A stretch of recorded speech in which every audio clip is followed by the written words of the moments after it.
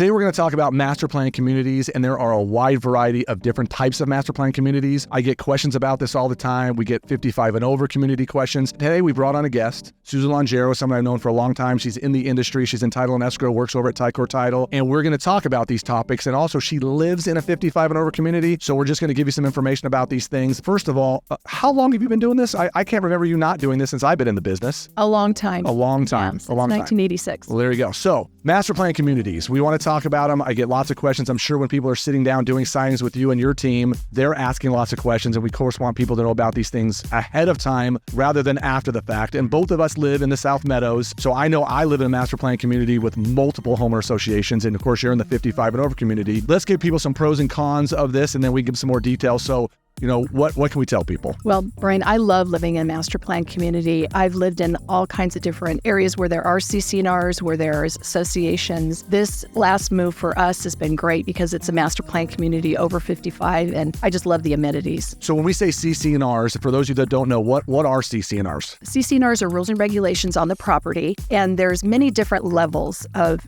CC&Rs and HOAs. So if you just have CC&Rs, you've got what I like to say, keep the clampets out, right? You've got rules, but without an HOA, there's no enforcement of those. If your neighbors park in their RV in the front yard, you have to go get a lawyer and sue them basically to have them stop, or call the city. There's no teeth, there's no enforcement entity in it. And I know most of the time when there are CC&Rs, people move in those areas for a reason. They usually want those rules. So people typically follow them, but we all have heard the stories where you get the crazy neighbor that doesn't want you to do anything. So then we have what I call rules and regulations. They're inexpensive HOAs. That's like what I live in, where I don't have a pool or a clubhouse or a gym. It's really just rules and regulations, like you said, making sure we maintain our landscape, making sure we paint certain colors, making sure I don't put a boat in front of my house for 6 months of the year. And I think every house I ever lived in had that. I personally like the basic ones. But then when there's next level, what do you usually see in those where it's either gated and there are all these amenities? Like you said, I've lived in the same kind of community where we've always had CC&Rs and we've always had an enforcement entity with an HOA. Now I live in the area where we go, I always like to tell people, if you go behind a gate, you're going to pay extra. Right. No one outside the gate wants to pay for your gate. So once you go in a gate, there's another level to that. So you've got another HOA, but you've got security. Some of the associations have a gate, but no person guarding it. Some do. So it just depends on what the person wants as far as how high is the level of security or what kind of amenities that they want. Well, I would say the level of security is greatly different if there is a person at a gate that you have to check in with versus just a gate. Because I know as real estate agents, we're trying to show properties, and sometimes we get the wrong gate code or they forget to give us a gate code. And if there's no person there, honestly, we can just sit there, wait for a car to go in, and in you can go. But if there's a person there, there's usually a little more security in those kind of situations. So whether it's just a standard area where there are pools and clubhouses and amenities versus where you live, where technically it's a 55 and over community, let's tell them what that means. So one, you guys obviously pay for these amenities. What kind of stuff do you guys get where you live? We get all kinds of things. We have a beautiful clubhouse. They have all kinds of events down there. We have a gym. There's a pool. There's bocce ball courts. There's pickleball courts. There's anything you want to do. They have all kinds of clubs that you can join. It's basically a different kind of lifestyle, and that's what we wanted when we moved in there. And I think for a lot of people that are moving here, relocating here from other areas, especially when that's at 55 and over, they're looking for that because they might be moving our area and they don't know any people. So whether it's they're trying to meet people through a church that they go to or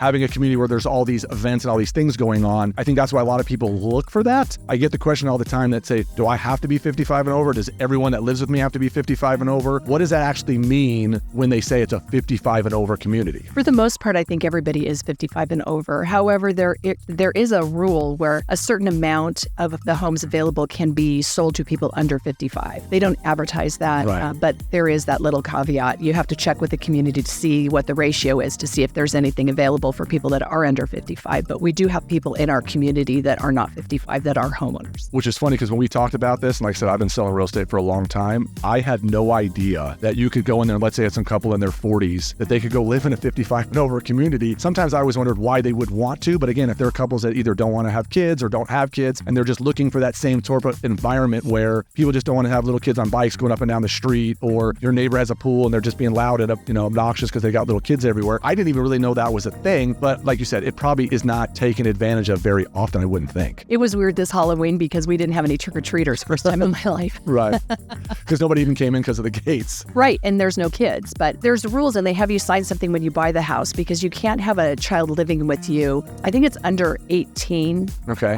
You have to be at least 18 to be living with you full time. Okay. But there are a lot of people in my community that bought the bigger houses and they have their older children living with them. Gotcha. So they, on one side of the house, they have the younger family and the older family on the other side of the house. Gotcha. So for people like you and me that have kids in our 20s, they can live. I didn't even think about that, but they do have rules about age minimums for kids. Yeah, we had to sign something. They talked to my husband about it. They said, if she dies and you marry a younger woman, and that lady has a baby, you have to move. Seriously? Yes. I did not know this. Yeah. It's funny the things you learn, and it's like the scenarios that come up because we always get these 1 in a million questions, like if this were going to happen. Yeah. Trust me, at my age, the last thing I want to do is start over with some younger woman and a new baby, so they can. Where do I sign to make sure that that's not going to happen?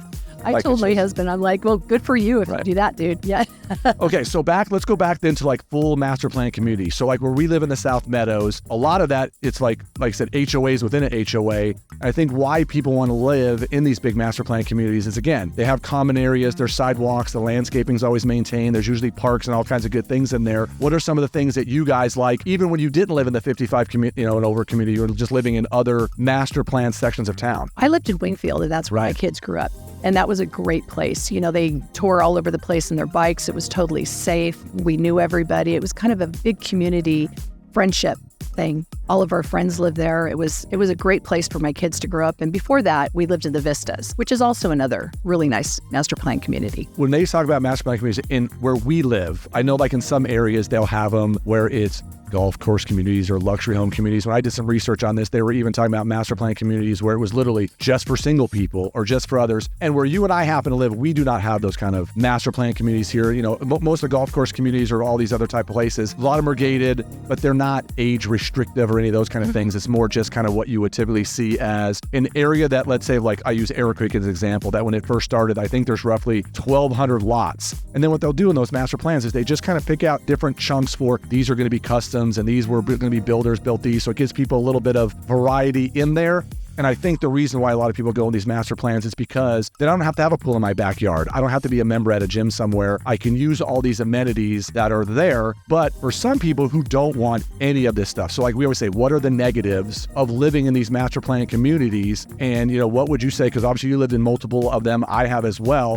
What would you just say are some of the downsides to living in some of these master planned areas? I think the biggest downside is if there's a rule in there that you don't agree with, you're going to have a problem. You're only going to be as happy as the one rule that don't want. And how would they find out these rules? So like, I know we get people like, I literally had someone the other day ask me about, can they have a pet? Or if they could have a pet, how big a pet can they have? And so, some of these questions get really specific. I know like fallen leaf, if you live in an upstairs unit, you can't put in hardwood floors because they make too much noise for the people below you. And I had a deal fall apart years ago just for that exact reason. So how would someone find out about some of these rules prior to either moving in these areas or buying somewhere where they want to do upgrades or whatever that might be to these properties? The best thing to do is to read the CC&Rs because those are going to have all the rules in there. And those are readily available. They are recorded at the recorder's office. And if someone's interested, they can ask you and you can get them from me, or they can search the recorder's office to get those before they look in that community. So it's public documents that they can go get online. Yes, and CC&Rs are. And how many people, and you and I do this for a living, how many people do you actually see and read those? Because some of them, they're pretty big stacks of documents. Yeah, they are. Most of the time they're so big though because they have re-recording when they've annexed property in. So they look monstrous, right. But they're really, if you break them down, if you want to look for the specific rules, they have indexes in them and they're easy to find. So is there anything else you would say, pros, cons, negatives, positives, whatever it might be, that would people want to know about living in these areas? Well, I think that anybody interested should know what they want, know what they're looking after, and then look at an area that has those things. You certainly don't want to pay for a pool if you're never going to use it, right.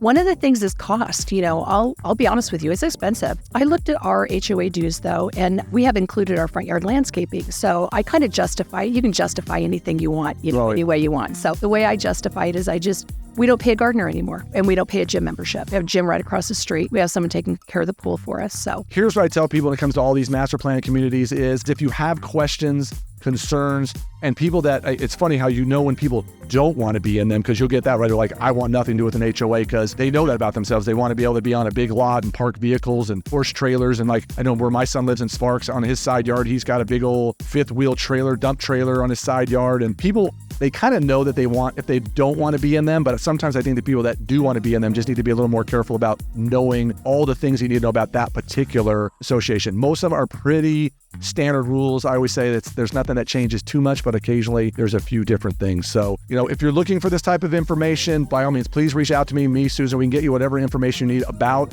living in a master plan community, whatever type it might be. And if you're enjoying the kind of content that we're putting out there, by all means, please subscribe to the channel, follow us so that we can get you more information. We both do real estate for a living. So again, as much as we'd love to sit here and put all this content out, if you know anyone thinking about buying or selling homes or investing in real estate, by all means, send us a message. We'll be happy to help you and get you the information. Susan, I just want to thank you for coming on. Of course. Thank you, Brian.